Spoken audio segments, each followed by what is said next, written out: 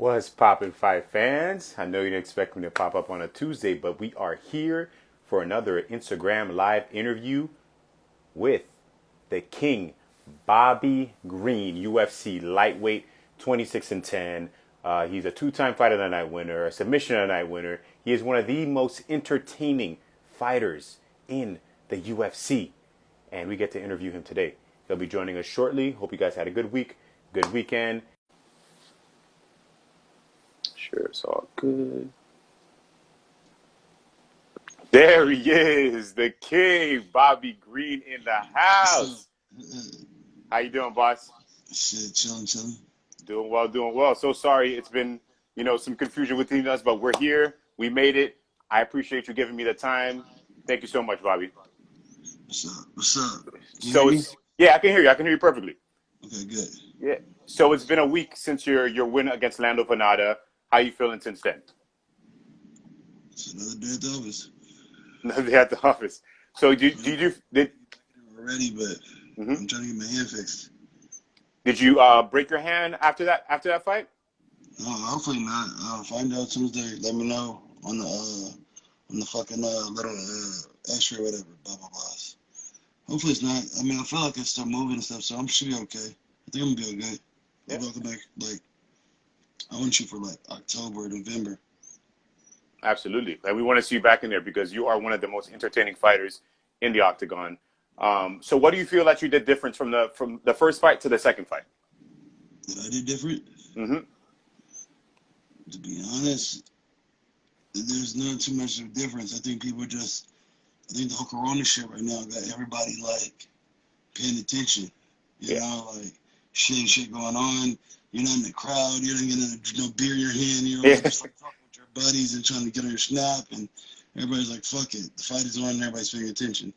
I've been fighting this way since the get-go, bro. That's just how I've been getting down, you know? Absolutely. And I've always noticed that we've Everybody's seen it. catching up. I think everybody just catching up right now. This is exactly what I've been doing. Hands down, letting those hands go at you, you know? I just took a more positive approach to things, you know? That's all. Absolutely. And you hadn't fought for a while since you fought. I mean, you fought and you beat Clay Guida a month or 2 months ago. But before that, you fought Francisco Trinaldo and you didn't fight for a while. Did you just want to regroup, have a kind of different mindset, or maybe some injuries that were bothering you from that time period? Um, I think about it, I've had like four or five like major surgeries, you know? Yeah. So, like, it was like everybody said like they just didn't see me for a while where I was only fighting once a year because I was hurt, you know, dealing with injuries.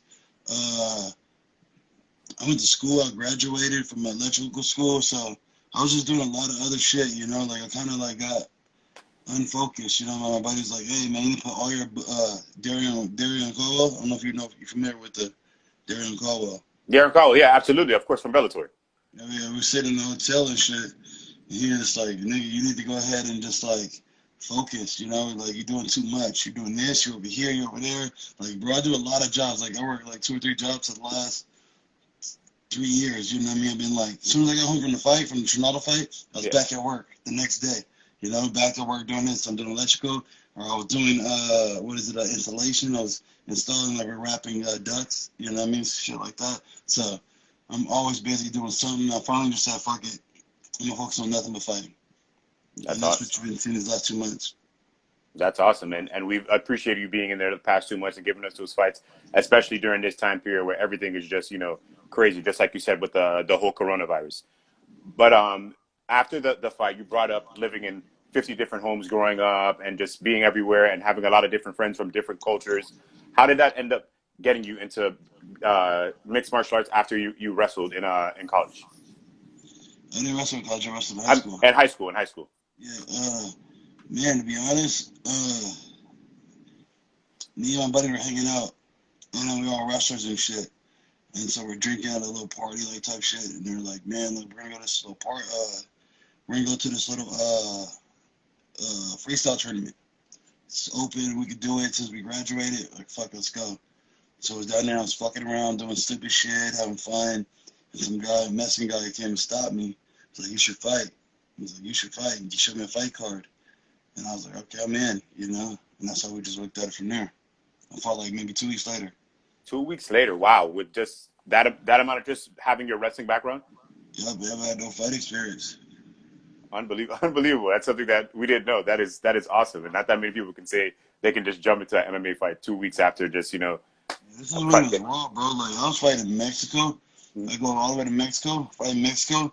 Then I come back over here, like so. I would work 6 days a week, Yeah, and my seventh day would be Saturday. You know what I'm yeah, saying? So I go to Mexico Saturday, fight out there, then come back. Sunday, come back to work. Get right back to it. absolutely. And you've been fighting since 2008, so that's been a long journey, about 12 years now. And what keeps you motivated in this time period? And I know you said after the fight, giving a home to your children was a huge thing, and being able to pay off the house. Is that one of the big motivators? Fuck yeah, fuck yeah. Family's first, family's first. Everything else Absolutely. is second, you know what I mean? So I love my family and I do anything with my kids. And so that's the number one motivator. Yeah. Secondly, I would say my homies, my friends. I have this dream that one day I'll buy houses for all my friends, and put a little bit down. Not maybe buy the house completely, but give them on that start, put some money down, and I got them all started in like ways, and they're somewhere where they're comfortable. Yeah. Absolutely. So after you're done paying off this house, is there going to be another house? Going to get house number two, maybe house number three for give them a bigger Yeah, house? I got 3 kids by 3 different women. One black, one white, one Mexican. So, like, I still got to get 2 more houses for those two. You know what I'm saying? So, Yeah, yeah. No, completely understood. yeah, man. Uh, So, like, my women situation is crazy because I'm over here yeah, with this one. I'll go see my black one. Then I'll go see my Mexican one. Then I'm with the white one lives with me. So, it's like I'm all over the place, bro. I'm never fucking right. All the women are always mad at me. They're like, one of them was saying some shit like, you do more for this child. The one says you do more for this kid. You spend more time with that one. Although you gave more money to that one. This is how my life goes, bro. hey, and you still have you give so much positivity, especially after your fights, and when you speak, everybody gets a lot of motivation coming from you. Um, That's, that's all I try to be is positive. yeah, Positive because my life has been so negative, and I do realize that this shit is like I could tell you a bunch of negative shit. I could be fucking negative and tell you how hard things have been, and y'all don't understand and y'all don't get it. I rather just say fuck it. You know what I mean? I'm pushing positivity and just show you love, and hopefully I'll receive love back. absolutely.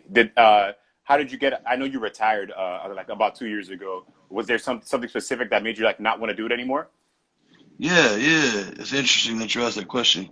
That fight I was fighting in Jakar.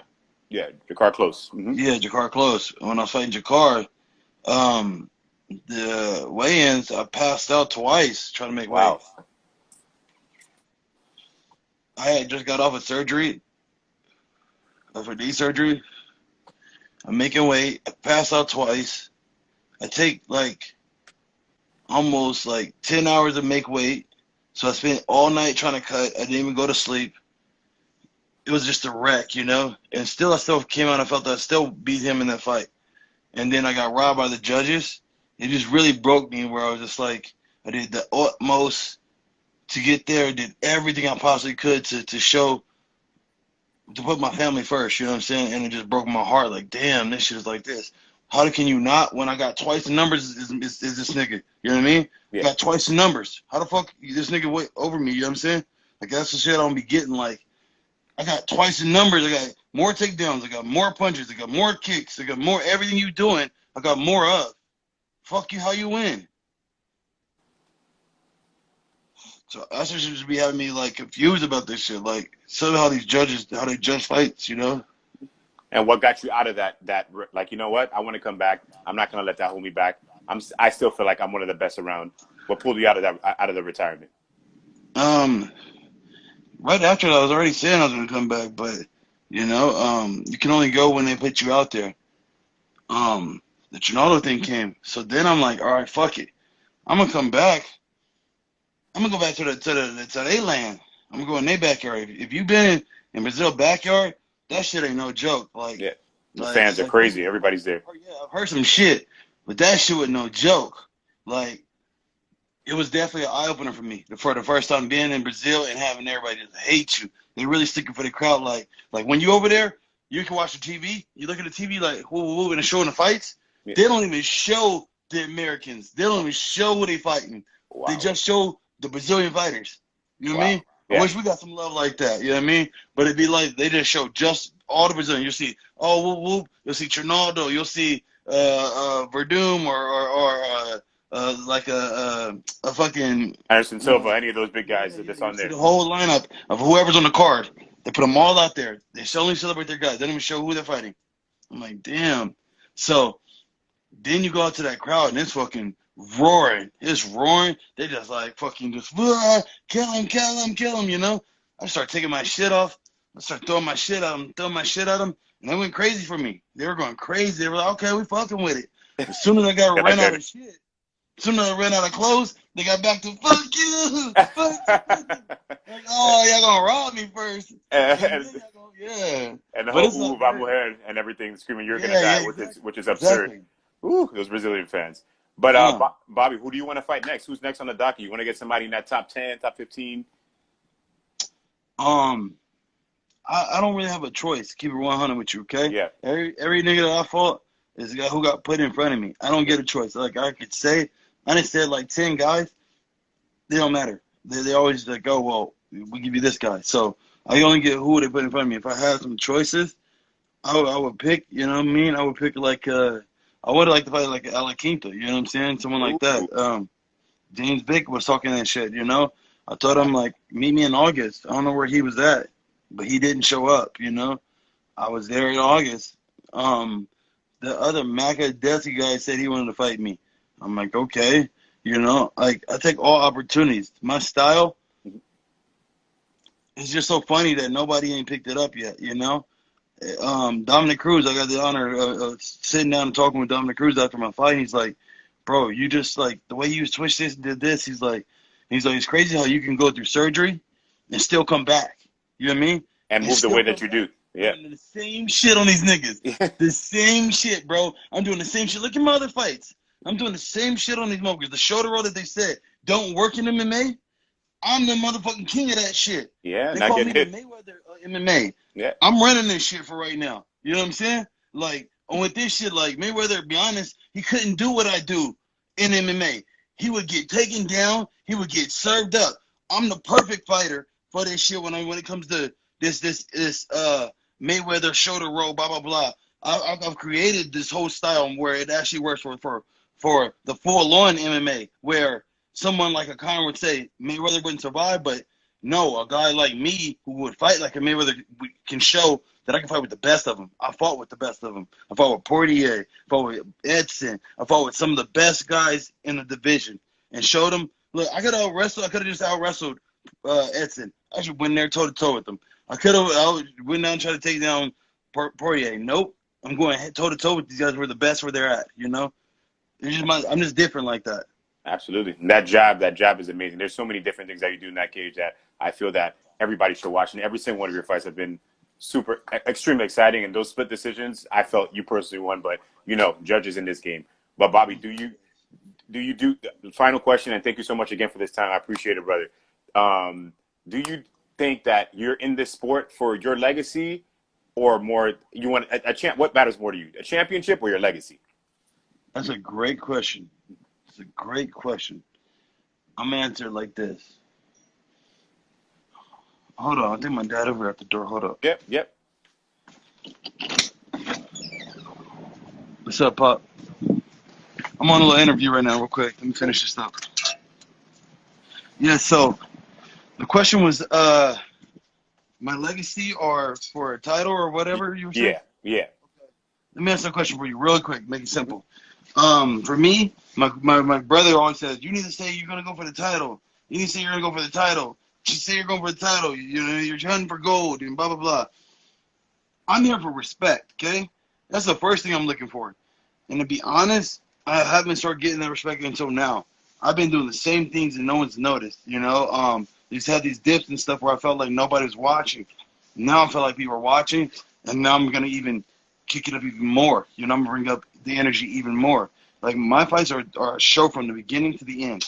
It's a jump in the cage, a spit the water. You know what I mean? You get an exciting fight. It's a show, a complete show, not just a fight. No, it's a complete show. And if there was a crowd that would get to, like, they let me know, bro, you were different from everybody else. You know, I just want to bring a show. But back to your point, Yeah. I do this for respect. Okay, since I've been doing this job, nobody's ever mentioned my name. You know, no one's ever said how my style's this or blah blah blah that. Somebody's let me know behind closed doors, but they'll never say it. And for the first time, I heard the Weigh In podcast, Josh Thompson and Oh, Big John. yeah, Big John. Yep. That's the first time I heard something. It's like, okay, I'm getting a little bit of my respect. So that's what I'm fighting for. You can talk about titles and legacy and all that stuff. I just want respect from my peers first, you know. So until we get that, then we can talk about everything else. I'm here to take the motherfuckers' heads off and do it my way with my style. What they said I couldn't do. You know what I'm saying? They said I couldn't do this with my hands down. They said I couldn't win this way, talking shit and shit, telling me to shut my mouth and fight. This is what I do, bro. I'm sorry. This is the way my style is, and you can't change it. Absolutely, Bobby. Hey, I personally respect you. You deserve the most respect in MMA. I know you're going to get it. We can't wait to see where you fight next. Hopefully, the hand heals up quick and we see you back in there. I appreciate the time, Bobby. I appreciate you, bro. Thank you, boss. Have a good one. Peace. That was amazing. Bobby Green with the fire. Bobby Green with the fire. This interview will be up right after this one. We got another interview tomorrow. Thank you to Bobby Green so much, the king, one of the most entertaining fighters in that ring. He deserves all the respect, and you guys should watch every Bobby Green fight because it is a show, just like he said. I hope you guys enjoyed it. We'll be back tomorrow. Mystic Black out.